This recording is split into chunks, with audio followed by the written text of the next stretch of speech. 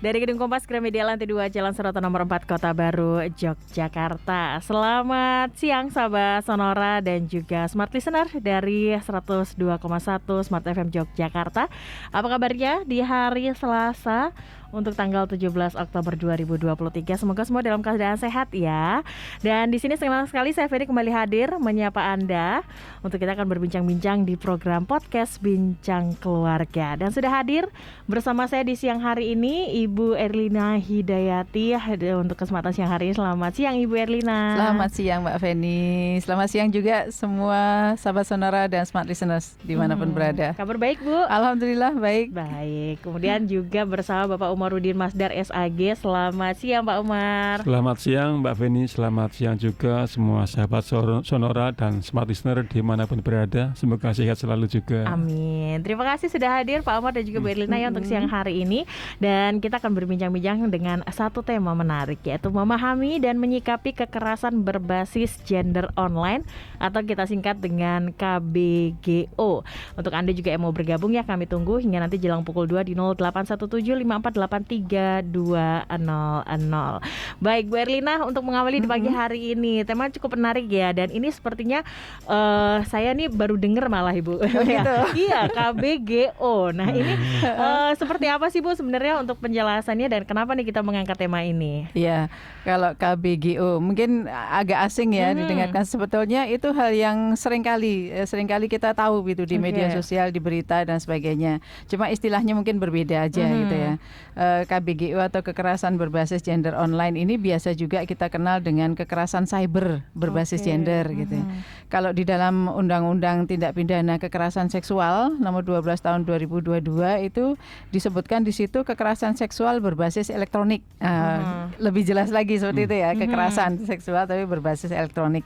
Nah, KBGO ini juga kekerasan, tindakan kekerasan ya yang dilakukan berdasarkan aspek gender. Nah, biasanya disebabkan karena memang ada ketimpangan relasi kuasa gitu ya.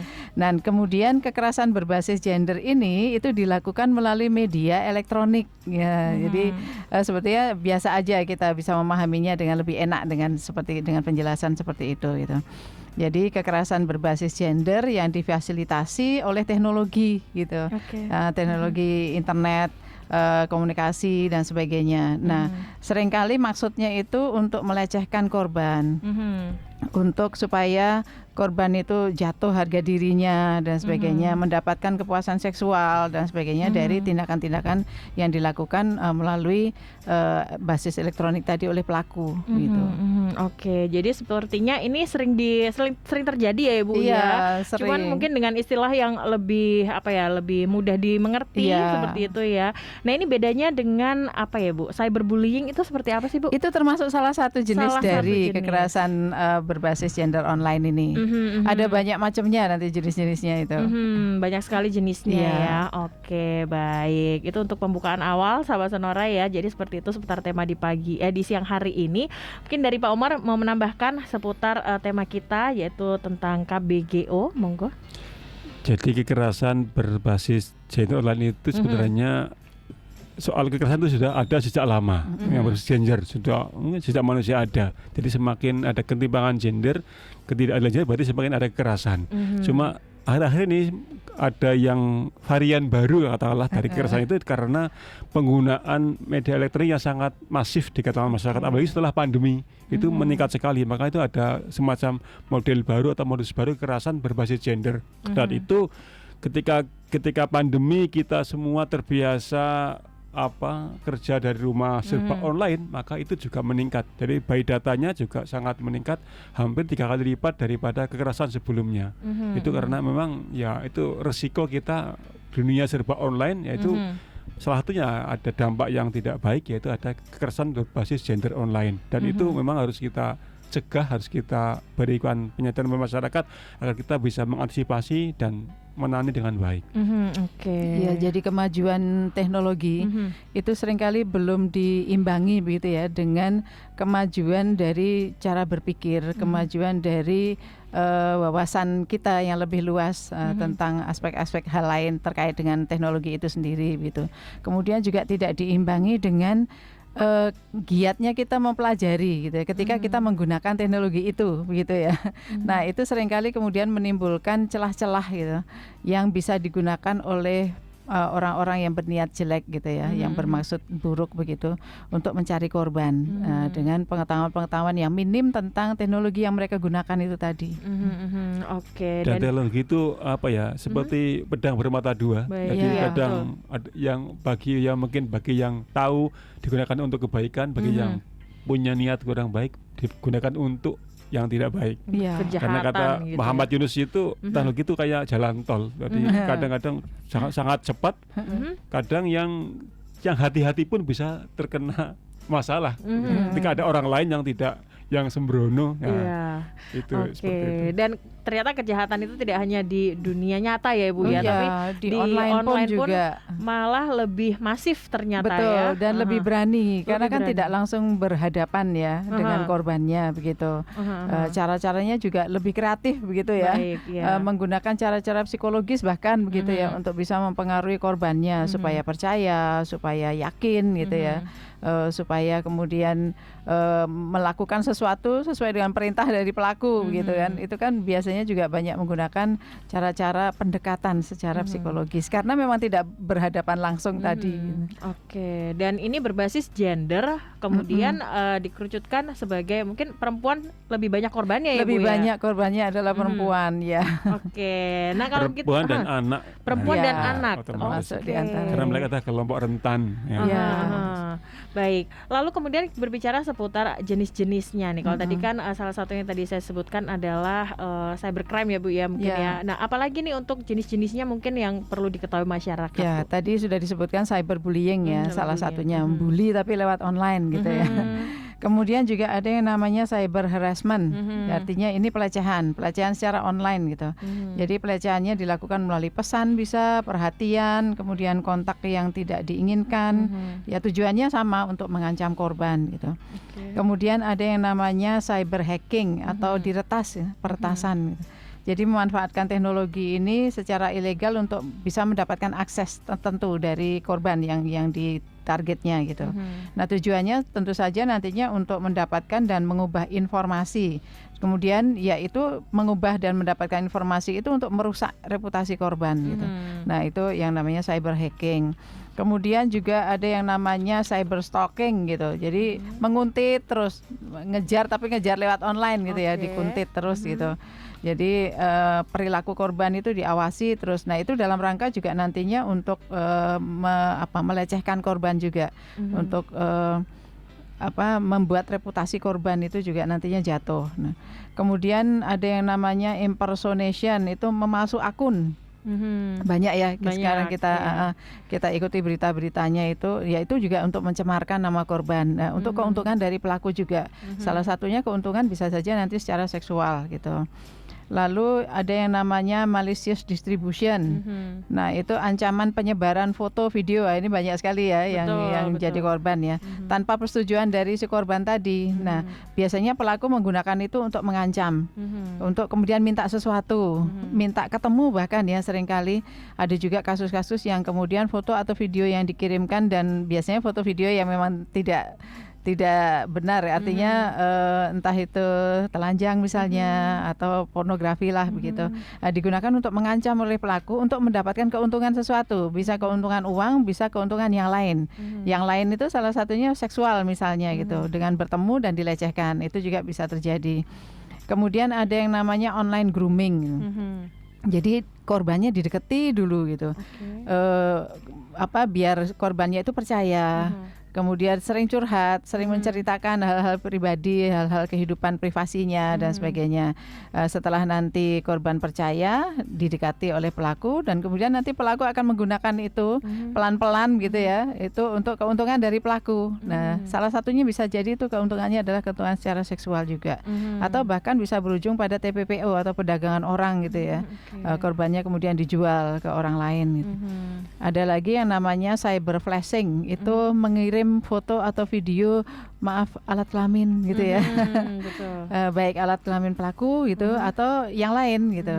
Itu memang digunakan untuk mempengaruhi, melecehkan istilahnya dari korbannya. Kemudian ada lagi yang namanya sextortion gitu. Sextortion itu pemerasan seksual, artinya menyalahgunakan kekuasaan untuk mendapatkan keuntungan seksual dari pelakunya itu. Jadi ada banyak ternyata ya jenis-jenisnya. Ya pada dasarnya adalah menggunakan media online itu untuk nantinya menjadikan korbannya itu entah itu reputasinya menjadi buruk atau pencemaran nama baik begitu, atau mendapatkan keuntungan seksual tadi. Oke. Dan tentunya kerugiannya itu banyak sekali ya Banyak Ibu sekali, ya. tidak hanya fisik biasanya tapi juga psikis ya, fisisnya menjadi terganggu.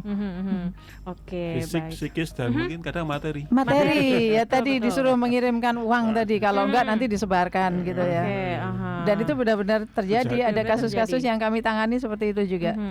Oke. Dan itu pula sebabnya kita harus berhati-hati baik dari Betul. anak muda, orang tua juga mungkin Iya. bisa juga ya Pak ya. Iya, semua Jangan. saya kira semua kelompok bisa. Tapi karena ini apa ya, kita fokus pada gender, maka biasanya perempuan dan anak yang Perempuan paling dan rentan anak. menjadi Korban. korban. Maka kita berharap ya kita harus cerdas dan bijak bermedia sosial. Kadang kita sudah hati-hati aja, kadang bisa menjadi Iya. korban. Itu yang Artinya harus. sudah dewasa dan sebagainya bisa menjadi korban. Makanya jangan terlalu mudah percaya dengan orang yang tidak kita kenal ya sebetulnya gitu, hanya Makanya saya berelasi. dengan Bu Elina udah kenal, jangan terlalu percaya. Nggak berani. Nanti bisa saya kejar ke rumahnya gitu. Kalau yang lewat online kan kita nggak tahu ya. Betul. Apakah si pelaku itu benar foto dan profilnya itu benar dia, atau dia memasukkan profil atau memakai foto atau profil orang lain kan nggak tahu juga ya. Kemudian apakah yang dituliskannya itu juga benar seperti apa yang ada pada dirinya. Seringkali juga dipalsu-palsukan gitu, seolah baik, pekerjaannya bagus dan sebagainya kan. Betul. Kemudian juga dia tinggal di mana juga bisa dibohongi ya. Bisa. Kita juga nggak tahu begitu. Jadi memang harus berhati-hati benar ketika mengenal seseorang itu melalui media online. Oke, baik. Nah kalau yang sekarang sedang ramai itu perdagangan atau jual beli secara online, Iya. itu termasuk nggak Bu? Ketika kita merasa tertipu dengan pembelian online, itu termasuk tidak? Kalau itu tidak. Tidak lagi ya Kalau Bu itu ya? penipuan biasa ya. Penipuan biasa, Kalau bukan ini yang berbasis gender. gender. Iya.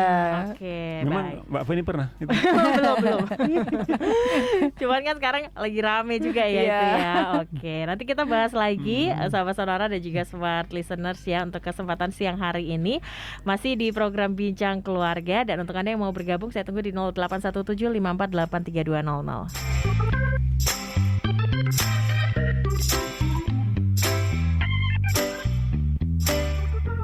Radio Sonora.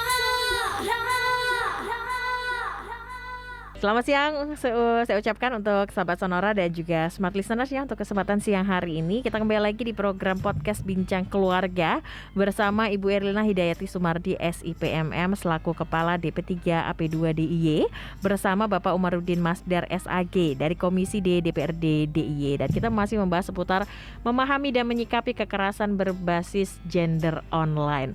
Untuk Anda yang ingin bergabung, bertanya dan juga berdiskusi, saya tunggu di 081754832000 hingga nanti jelang pukul 2 siang.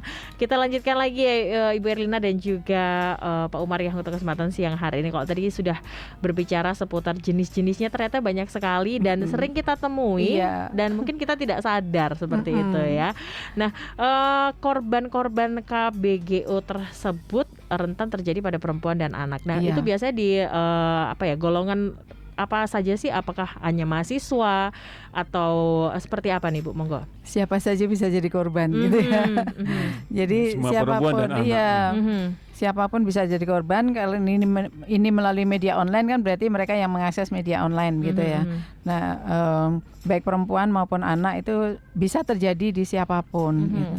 Nah, memang harus hati-hati tadi ya, semuanya gitu, baik perempuan maupun anak gitu, karena kebanyakan korbannya adalah itu. Anak juga, orang tua harus bisa mengawasi penggunaan media online-nya gitu ya. Syukur-syukur nggak usah lah masih usia anak kok sudah mengakses media online, kecuali yang untuk belajar di sekolah gitu ya. Dan itu pun harus terawasi gitu, jangan lepaskan. Nah, untuk yang dewasa, terutama yang perempuan, ya memang harus pintar untuk menggunakan seperti tadi disampaikan Pak Umar tadi. Ya diambil manfaatnya, menggunakan untuk kemanfaatan gitu. kalaupun kemudian sedang kondisi psikologisnya sedang tidak baik-baik saja misalnya gitu, ya carilah yang langsung aja lah gitu, tidak usah melalui media online gitu ya. Mau curhat ya curhatlah ke keluarga misalnya, atau ke teman terdekat yang bisa dipercaya, atau ke layanan yang disediakan oleh pemerintah maupun layanan yang ada di swasta gitu ya. Mau berbayar atau tidak kan nanti disesuaikan dengan kondisi gitu ya. Jadi supaya benar-benar kemudian berelasinya ya, adalah dengan orang yang bisa dipercaya. Kalau yang melalui media online, wong kenal juga kita agak sulit begitu ya. Tinggal di mana dan sebagainya juga sulit. Karakternya seperti apa juga sulit. Bisa saja apa yang dia sampaikan itu tidak benar gitu kan ya. Hanya bermaksud untuk kemudian nantinya memperdaya. Nah, itu kan berbahaya ya. Nah, jadi kalau sedang kondisinya tidak baik-baik saja ya jangan kemudian curhatnya ke orang yang tidak dikenal di media maya apalagi ya, karena kita tidak tahu. Dan kalau kita berbicara untuk pelaku ya Bu ya, pelaku dari kekerasan berbasis gender ini, dasar-dasar apa sih yang menyebabkan mereka tuh melakukan hal tersebut gitu? Apakah hanya iseng atau seperti apa nih? Iseng ada, ya. Tapi juga sebagian besar adalah pelaku memang sudah punya niatan, memang sudah punya niat, sudah punya kecenderungan sebagai pelaku juga gitu, sehingga menggunakan media online-nya itu untuk mencari korban. Nah, itu tidak hanya di Indonesia ya, di dunia internasional pun ada gitu, banyak gitu ya. Menimpa anak-anak juga banyak yang memang pedofil begitu ya, artinya korbannya memang mencari yang anak-anak gitu. Dan kasus-kasus di Indonesia pun kan sudah ada, bahkan yang menimpa anak-anak DIY kan juga ada gitu, kasus-kasus yang ditangani. Ya ini membuktikan bahwa pelaku itu bisa dari mana aja, karena yang untuk yang sudah pernah terungkap di Jogja yang korbannya anak-anak yang melalui media online ini, pelakunya bukan orang Jogja begitu. Pelakunya tersebar di banyak lokasi tetapi dalam satu jaringan gitu ya. Nah, mereka juga berhubungannya bisa melalui media online juga kan. Tidak harus berkumpul dalam satu daerah gitu atau satu tempat tertentu. Bisa mereka tersebar dimanapun tapi melakukan hal yang sama dalam satu jaringan. Nah, bahayanya kan seperti itu. Dan mereka saling mendukung gitu, saling memberikan apa ya namanya hal-hal positif untuk bisa memperdaya korban. Ini kan jadi korban sangat rentan begitu ya, karena biasanya juga bisa bertubi-tubi mendapatkan apa namanya tekanan dari orang-orang yang berbeda yang ada di banyak lokasi tetapi dengan tujuan yang sama tadi. Oke, biasanya si korban itu diiming-imingi dulu ya Bu ya, dengan hal-hal yang indah dulu gitu ya, atau dibuat percaya gitu ya. Oke, baik. Dari Pak Umar sendiri mungkin pencegahan apa nih yang dilakukan oleh pemerintah sejauh ini dalam menangani topik di kesempatan siang hari ini? Sebelum ke situ saya perlu menambahkan tadi yang sebenarnya. Jadi kalau kita membaca apa yang disampaikan oleh para penegak hukum dari yang ketika mereka menangani kasus-kasus kekerasan gender online ini, motifnya itu satu biasanya satu ada yang iseng kayak tadi, dua karena cemburu. Nah, cemburu mungkin cemburu berat terus wah ini harus bisa jadi terlampiaskan. Ketiga balas dendam, dendam, terus ada motif-motif tadi Bu juga seksual, ingin ada kekerasan seksual. Yang terakhir adalah motif ekonomi. Bisa begitu. Saya dulu punya teman, belum lama sih punya teman yang pengusaha batik perempuan itu. Biasanya akunnya hanya untuk promosi batik-batik yang dia buat. Tapi kemudian foto dia itu dipakai orang, ya wajahnya dan bodinya diganti itu, wajahnya wajah dia bodinya diganti itu untuk kekerasan begitu, melecehkan itu juga terjadi. Padahal dia udah enjoy dengan dunianya, tapi ada orang yang mungkin iseng juga, itu karena iseng, nggak suka atau nggak suka, itu jadi atau pengen menjatuhkan bisnis gitu ya. Kalau kita pelajari ada banyak motifnya, tapi dan untuk mencegah itu, menangani itu, pemerintah tadi Bu Irna sudah menyampaikan telah mengeluarkan undang-undang terbaru tentang tindak kekerasan seksual. Jadi itu sudah disahkan dan itu payung hukumnya sangat bagus. Bagaimana kita mencegah, menangani dan menyelesaikan masalah kekerasan gender online ini ke depan agar tidak meningkat, dan kalau ada pun bisa ditangani dengan baik. Jadi kalau yang sudah mengenal korbannya begitu, artinya pelaku pengen melecehkan atau membuat reputasi buruk korban yang sudah dikenalnya, itu juga dengan mudah bisa melalui media online gitu ya. Dan untungnya kemudian dilindungi oleh undang-undang korban yang seperti ini. Baik, jadi kalau dari salah satu sahabat sonora atau smart listener seumpama nih ya Bu yang menjadi korbannya merasa tidak nyaman, bisa melaporkan juga ya Bu ya? Bisa. Dan kemudian dicari bisa Bu untuk Bisa, pelakunya? karena kami juga koordinasinya kan bersama-sama bekerjanya ya dalam satu tim itu dengan Polda juga. Dan di Polda sudah ada sarana atau alatnya yang bisa mendeteksi pelaku ada di mana gitu. Oke. Maka kita berharap kalau ada warga yang merasa punya kecurigaan dia akan menjadi korban, maka kami berharap mereka juga mendokumentasikan yang jejak digital itu untuk bisa memudahkan aparat penegak hukum untuk membantunya untuk melacak korban dan menangani masalahnya. Ya, jejak digital penting. Misalnya kalau melalui WA misalnya ya di screenshot gitu supaya nggak hilang gitu ya. Baik, dan tentunya hal itu juga terjadi ketika mungkin kita terlalu sering men-share kehidupan pribadi, bisa kemudian jadi seperti itu. Memberikan informasi-informasi pribadi seperti alamat rumah dan lain sebagainya Bu ya.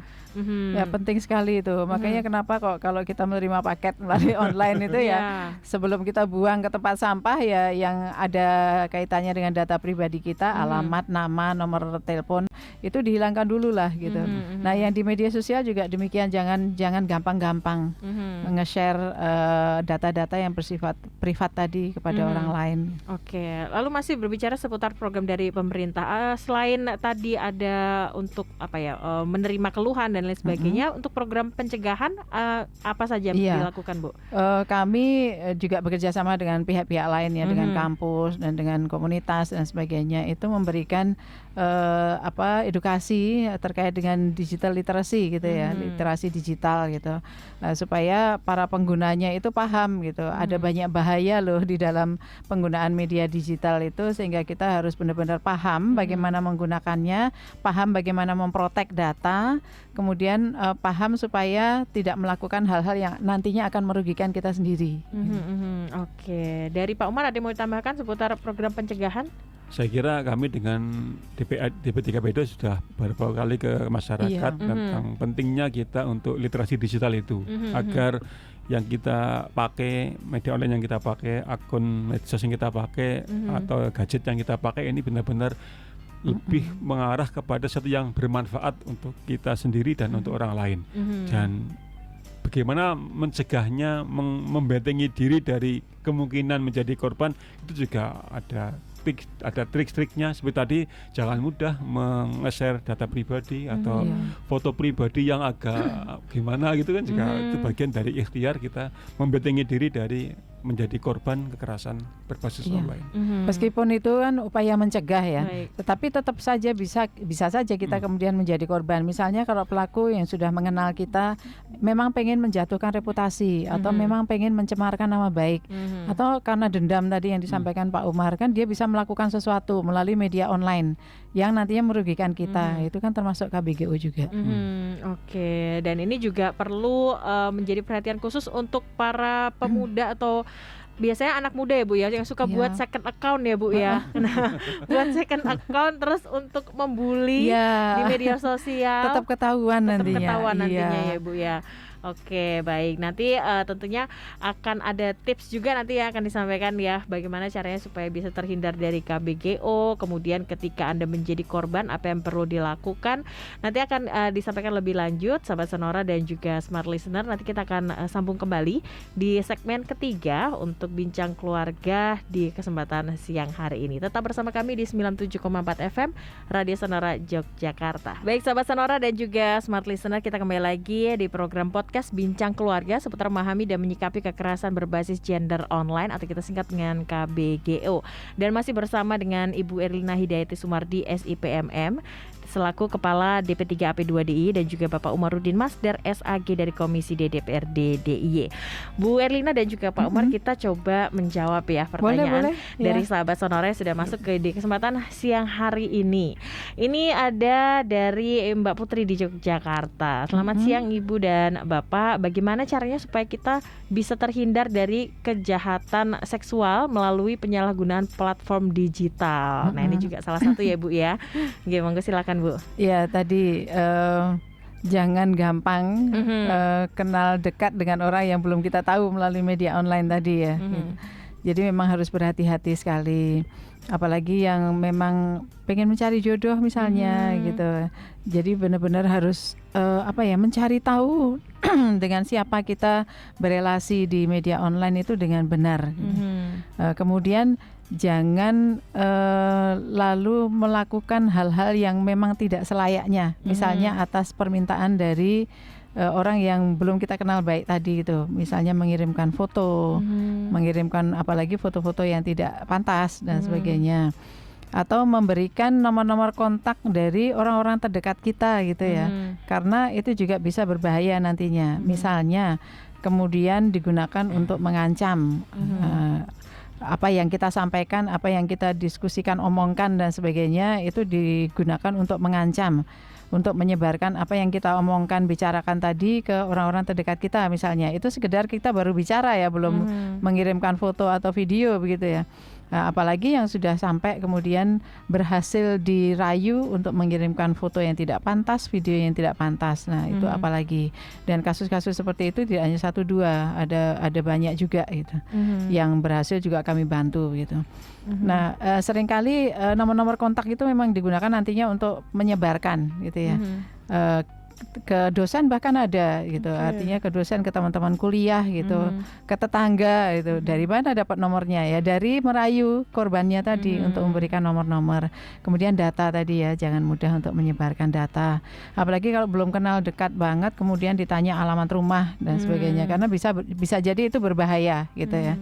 Kita kan nggak tahu dengan siapa, dengan orang yang sebenarnya siapa gitu. Kita berelasi di dunia maya tadi. Jadi tetap harus hati-hati. Kemudian karena tidak hanya terhadap orang asing ya, terhadap orang yang sudah kita kenal sekalipun kita bisa menjadi korbannya gitu.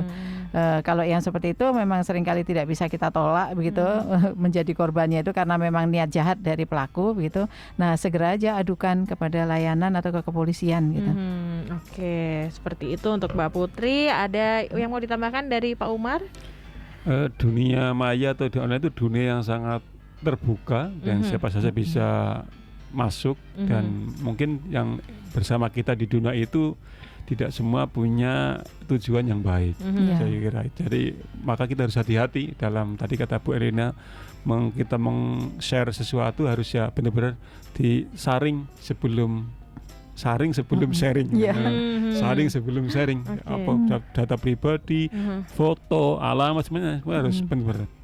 Kadang bahkan terhadap orang dekat pun kadang-kadang itu kalau suatu saat ada masalah bisa digunakan untuk hal-hal yang tidak baik. Apalagi ya orang yang baru dikenal. Makanya itu pentingnya kita yaitu saring sebelum sharing. Jadi yang akan kita sampaikan ke dunia itu harus benar-benar hati-hati. Yang kedua, ada akun tertentu yang kadang mungkin kita perlu memprotek. Bahwa kita hanya bisa yang kita sharing itu hanya bisa dilihat oleh orang-orang yang benar-benar kita kenal. Seperti di IG kan ada gitu. Ada fasilitas untuk protek akun kita agar semua yang bisa melihat hanya orang-orang yang benar-benar kita dekat dan kenal. Misalnya seperti itu. Kalau boleh saya sarankan Mbak Feni, jangan gampang-gampang kita membuat foto gitu yang tidak pantas gitu ya. Entah itu untuk tujuan-tujuan hanya koleksi misalnya, atau hanya untuk suami misalnya. Nggak usahlah, karena kita juga nggak ngerti keamanan dari data atau foto yang tidak pantas tadi ya, yang bisa digunakan oleh orang-orang yang tidak bertanggung jawab. Bahkan terhadap pasangan sendiri pun gitu ya, suami atau istri tadi itu. Karena ya kalau kemudian ya kita selalu berharap keluarga itu sakinah mawaddah ya, awet gitu sampai nantinya terpisahkan maut gitu. Tapi kalau tiba-tiba kemudian bercerai misalnya, dan foto-foto itu digunakan kemudian untuk hal-hal yang tidak baik, kan bisa jadi meskipun itu juga kemudian bisa dituntut. Semua pelaku-pelaku seperti itu kan bisa dituntut hukum juga karena menyebarkan sesuatu yang tidak diinginkan oleh korbannya gitu ya. Betul sekali. Dan kalau sudah terjadi tentunya efek bagi si korbannya ini ya Bu ya, yang karena sulit. Ada yang tidak bisa kita hapus gitu ya. Misalnya sudah terlanjur disebarkan. Nah, itu Walaupun bisa di take down, tapi kan sudah terlanjur, sudah bisa dilihat oleh orang-orang yang kemudian kita menjadi malu gitu ya secara Dilihat dan psikologis. disimpan di sana. Ya, sangat mungkin walaupun sudah di take down tapi sudah terlanjur disimpan gitu kan. Kan malu juga ya. Jadi jangan bikin foto atau video yang tidak pantas. Betul. Meskipun itu bisa diproses secara hukum, tapi kan dampak Dampaknya psikologisnya itu yang bisa iya. berkepanjangan dan itu Iya. nggak baik saya kira. Maka itu harus berhati-hati. Sama seperti pertanyaan dari Mbak Rahma di Yogyakarta juga di siang hari ini bertanya seputar bagaimana untuk pelaku dan korban nih ketika ada pelaporan yang terjadi. Hukuman apa yang diterima oleh pelaku, lalu kemudian treatment apa, terapi apa yang diterima juga oleh si korban supaya bisa kembali ke keadaan semula. Ya, kalau kami di layanan yang disediakan oleh pemerintah ya, itu kan memang dalam rangka untuk melayani para korban kekerasan, termasuk yang kekerasan melalui media online tadi ya, yang berbasis gender gitu, terhadap perempuan dan anak tadi. Jadi silahkan bisa mengakses gitu ke UPT PPA-nya yang di DIY maupun yang di kabupaten kota dan nanti akan terbantu. Kami pun kan bekerja sama dengan kepolisian ya untuk menangani hal-hal seperti itu gitu. Artinya di dunia maya itu ketika kami juga tidak mampu karena peralatannya, tapi di kepolisian kan ada, sehingga bisa membantu mencari pelaku, men-take down dan sebagainya. Nanti apa yang dilakukan oleh kepolisian itu yang banyak membantu korban gitu ya. Kemudian apakah bisa dijerat dengan hukuman begitu? Di dalam undang-undang kan juga sudah ada. Di Undang-Undang TPKS, tindak pidana kekerasan seksual, itu juga disebutkan bahwa pelaku KBGO itu dapat dipidana penjara. Ya, nanti tergantung dari berat ringannya ya, karena seberat apa nanti hukuman yang diberikan ya tergantung dari berat ringannya kasusnya. Oke, ada tambahan dari Pak Umar untuk menanggapi Mbak Rahma? Saya kira untuk pelaku, saya kira sudah ada undang-undangnya, undang-undang PKS itu yang kalau saya baca lengkap ya. Sangat lengkap dan ada tuntutan maksimal sampai 12 tahun macam-macam itu saya kira sangat melindungi korban. Betul. Tapi juga yang paling penting adalah bagaimana kita mendampingi korban agar dia bisa melakukan recovery, pemulihan untuk benar-benar hidup dengan nyaman. Dan itu saya kira DP3 Bidal di DIY sudah menyediakan layanan pendampingan yang baik. Kalau ada korban bisa langsung ke TSAGA, ke Puspaka dan sebagainya, itu bisa didampingi oleh pemerintah, oleh UIT yang disediakan oleh pemerintah layanan sehingga mereka bisa pulih dengan baik. Bahkan kita juga menyediakan shelter rumah aman ketika mereka merasa sangat tidak nyaman. Saya kira. Jadi di layanan kami itu ada psikolog-psikolognya juga yang bisa membantu pemulihan psikologis. Jadi selain pendamping hukum juga ada untuk layanan psikologis, ada layanan rohani ya, karena seringkali kan untuk hal-hal yang bersifat depresi, tekanan, kesehatan mental yang tidak baik itu seringkali tidak hanya butuh pendampingan psikologis tapi juga butuh pendampingan rohani. Nah itu juga disiapkan petugas-petugasnya dan bisa diakses secara gratis. Oke, dan Anda juga dapat menghubungi atau Google saja mungkin dengan mudah ya TSAGA dan atau juga Puspaga atau UPT PPA atau paling gampang nanti menchat saja 129 ya, telepon saja ke 129 gitu bisa. Baik, seperti itu Mbak Rahma, terima kasih untuk pertanyaannya. Lalu kemudian ini ada yang bertanya, lalu bagaimana baiknya dan kapan memberikan gadget untuk anak-anak ya, karena kadang kan gadget diperlukan untuk keperluan sekolah dan lain sebagainya. Nah, ya memang pedang bermata dua tadi ya. Antara positif dan negatifnya itu ada gitu. Memang karena sekarang kan makin modern juga, apalagi setelah pandemi Covid ya. Selama Covid juga anak-anak sekolahnya pakai gadget juga gitu. Tapi tetap wajib didampingi oleh orang dewasa gitu. Dan sifatnya adalah dipinjamkan saja gitu, tidak dipegang 24 jam gitu ya. Tapi dipinjamkan nanti memiliki. Ya kayak kontrak gitu ya dengan anak ya. Nanti jam berapa itu dikembalikan ke orang tua gitu. Nah, orang tua punya kesempatan untuk mencari tahu anaknya sudah mengakses apa saja, nantinya untuk edukasi dibutuhkan apa saja ke anaknya gitu ya. Sehingga tahu gitu, dan tetap wajib didampingi oleh orang dewasa. Oke. Kalau boleh saya tambahkan, kira-kira gambaran begini. Jadi ketika anak-anak kita sudah memasuki dunia pendidikan, maka dia mungkin perlu bisa diizinkan menggunakan gadget dengan pendampingan dan dari orang tua. karena itu bisa dengan tujuan untuk membantu dia menambah informasi, menambah ilmu dari gadget itu, saya kira itu. Tapi kalau sebelum masih ke pendidikan, misalnya belum sekolah, ya biarlah menikmati dunia anak-anak dengan bermain di dunia yang nyata, dan itu saya kira lebih sehat dan lebih positif. Iya. Sambil juga memang harus diberikan pemahaman juga ancaman-ancaman yang mungkin terjadi, tapi tetap dengan bahasa anak-anak ya. Karena jangan sampai anak kemudian ketakutan gitu, kekhawatiran berlebihan misalnya gitu. Tetapi tetap dengan bahasa-bahasa yang bisa dipahami anak. Untuk kalau yang seperti ini jangan ya, yang itu jangan, atau laporkan ke papa atau mama gitu, bilang aja apa yang kemudian dialami oleh anak-anak misalnya seperti itu. Nah, keterbukaan komunikasi menjadi sangat penting sehingga kalau ada sesuatu dengan cepat kemudian terinformasikan kepada orang tua. Misalnya kan YouTube sekarang sudah menyediakan layanan YouTube Kids ya. Jadi itu jangan sampai dibuka ya, diberikan YouTube yang untuk umum dewasa itu kan saya kira sangat riskan. Maka orang tua perlu bijak untuk memberikan dan mendampingi gadget kepada anak-anak. Iya. Oke, baik. Terima kasih untuk pertanyaannya di kesempatan siang hari ini karena tidak diberi nama ya. Oke, nanti kita lanjutkan lagi bersama dengan Ibu Erlina dan juga Pak Umar ya untuk kesempatan siang hari ini. Masih ada satu sesi terakhir sahabat Sonora seputar memahami dan menyikapi kekerasan berbasis gender online atau KBGO. Tetap bersama kami di program podcast Bincang Keluarga. Baik sahabat Sonora dan juga Smart Listeners, kita kembali lagi di program podcast Bincang Keluarga. Masih seputar memahami dan menyikapi kekerasan berbasis gender online atau KBGO. Dan kita masih bersama Kepala DP3AP2DIY Ibu Erlina Hidayati Sumardi SIPMM dan juga Bapak Omarudin Masdar SAG dari Komisi DPRD DIY.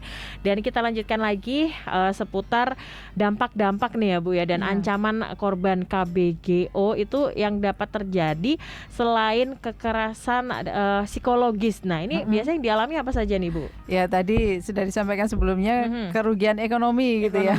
Karena digunakan untuk mengancam kemudian meminta sejumlah uang gitu untuk ditransfer atau dikirimkan gitu. Dan biasanya tidak hanya sekali gitu, tapi berlangsung terus sampai kemudian korbannya entah itu karena depresi atau kemudian sadar nggak bisa terus-menerus diperas seperti itu, kemudian melaporkan dan sebagainya. Dan jumlahnya juga tidak sedikit biasanya untuk ancaman-ancaman seperti itu. Kemudian juga keterasingan gitu ya. Jadi karena merasa misalnya disebarkan foto-foto pornonya tadi, jadi nggak enak gitu kan untuk kemudian masih berelasi dengan orang-orang yang sudah melihat dari foto-fotonya tadi atau videonya tadi. Kemudian juga ketika reputasinya dijatuhkan tadi itu, kan kemudian selain tekanan psikologis juga keterasingan dari lingkungan terdekatnya tadi gitu. Karena reputasinya sudah dibuat jelek gitu. Dan untuk mengembalikan reputasi itu kan tidak hanya sebentar ya. Apa iya kemudian harus menjelaskan pada semua orang yang sudah disebarkan terkait dengan reputasi buruk tadi yang disengaja oleh pelaku tadi gitu. Kemudian juga ya selain itu mobilitasnya ya menjadi terbatas gitu ya. Mau kemana-mana juga mikir, wah nanti jangan-jangan ketemu sama orang yang sudah melihatku dalam kondisi yang tidak pantas tadi misalnya gitu.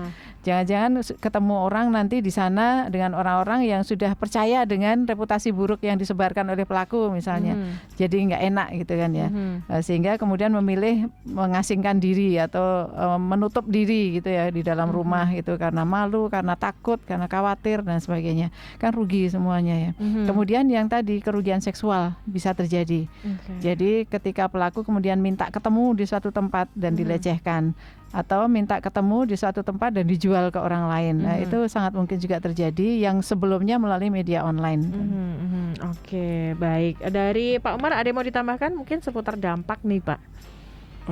Apa yang disampaikan oleh Bu Erlina itu adalah kerugian yang sifatnya personal. Tapi kita sebagai bangsa, sebagai negara saya kira ke depan kalau tingkat kekerasan seks berbasis gender ini meningkat terus, kita akan kerugian komunal bangsa yang sangat besar, di mana kita akan menghadapi ancaman kualitas sumber daya manusia yang semakin kurang baik. Apalagi karena menyangkut perempuan dan anak, dan kita ke depan harapan kita kalau kita ingin punya generasi emas, maka kekerasan ini harus diantisipasi, harus dicegah dan turunkan sebanyak-banyaknya, senol mungkin agar ke depan kita bisa membangun bangsa ini dengan sebaik-baiknya. Karena korban itu seringkali untuk bisa memulihkan kualitas hidupnya itu membutuhkan waktu yang panjang. Jadi rugi kan secara kualitas SDM kan negara kemudian menjadi rugi gitu.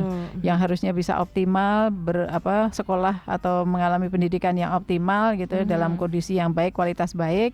Kemudian kalau yang bekerja juga pekerjaannya optimal gitu ya. Tetapi dengan menjadi korban kekerasan ini ada banyak hal yang tereduksi gitu. Sehingga tidak bisa mencapai kualitas yang optimal tadi.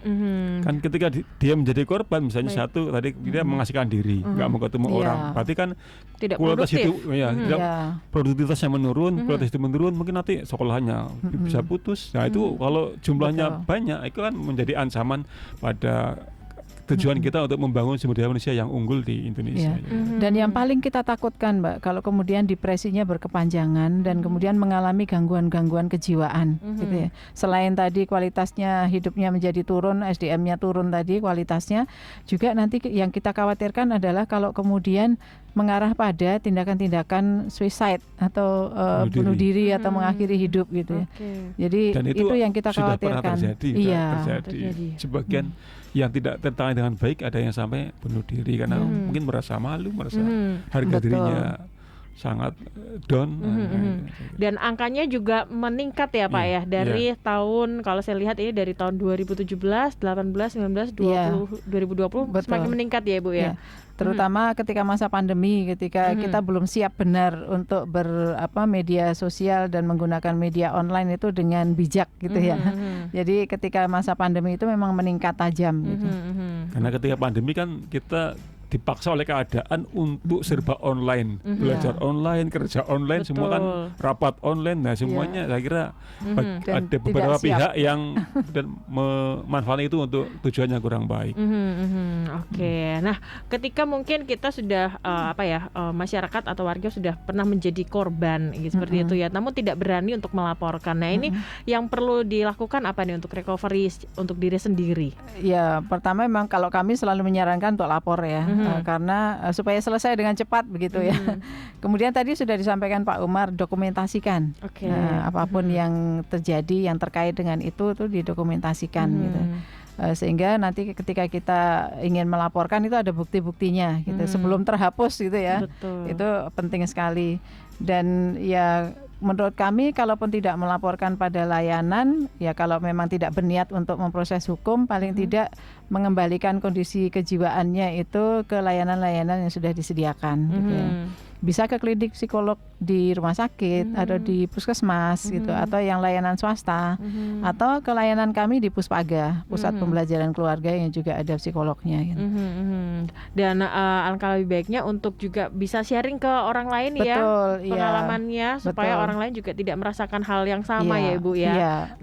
Oke, dari Pak Umar tambahkan monggo. Kalau misalnya ada korban yang tidak mau lapor karena faktor tertentu, misalnya karena dia tidak ingin terpublikasi atau data, mungkin sampai sebenarnya nggak masalah selama dia tidak mengalami gangguan psikologis. Kalau dia fine saja saya nggak masalah. Yang penting dia fine aja. Tapi kalau tidak ya saya kira biar tidak menjadi sesuatu yang terpendam, bisa mungkin kepada kolega terdekat atau kepada layanan yang telah disediakan oleh pemerintah. Tadi ada Tesaga, Puspaga, ada di Puskesmas juga ada sekarang ada psikolog, bisa untuk tempat bercurhat gitu ya. Agar semua bebannya dia bisa tersampaikan. Saya kira yang penting dia secara pribadi tidak mengalami gangguan psikologis atau apapun yang membuat dia bisa tetap pada kualitas hidup yang maksimal. Yang bisa tahu dirinya sendiri kan ya si korban sendiri ya.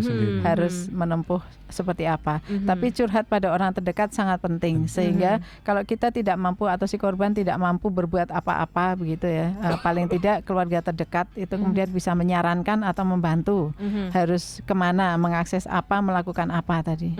Dan yang paling mudah adalah coba mengakses Tesaga lewat Instagram juga ada ya Ibu bisa, ya. Media sosialnya ada semua itu, lewat IG bisa, Facebook bisa, apalagi tadi Line juga ada, ya. WhatsApp juga ada WhatsApp ya Bu juga ya? ada. Kemudian kalau mau langsung ke layanan gedung, di gedung kami ada Puspaga, Pusat Pembelajaran Keluarga tadi.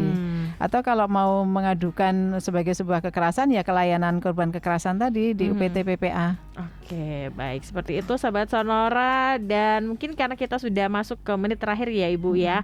Boleh himbauan nih untuk Sahabat Sonora dan juga Smart Listener untuk tema kita di siang hari ini dan pesan-pesan supaya tidak menjadi korban kekerasan berbasis gender online. Silakan.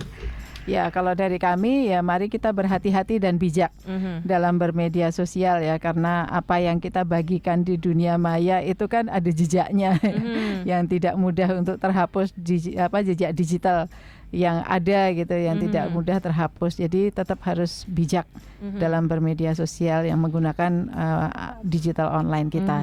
Oke, terima kasih Bu Erlina. Dari Pak Umar, monggo silahkan. Ya, saya tadi udah mengatakan dunia online itu kayak jalan tol, jadi yang bergerak sangat cepat dan kita harus hati-hati, tahu rambu, harus bijak. Kadang kita sudah hati-hati tapi orang lain yang ceroboh kita jadi korban. Makanya kita harus tetap waspada. Tadi kalau bermedia sosial adalah bagaimana kita memposisikan diri untuk cerdas dan bijak bermedia sosial.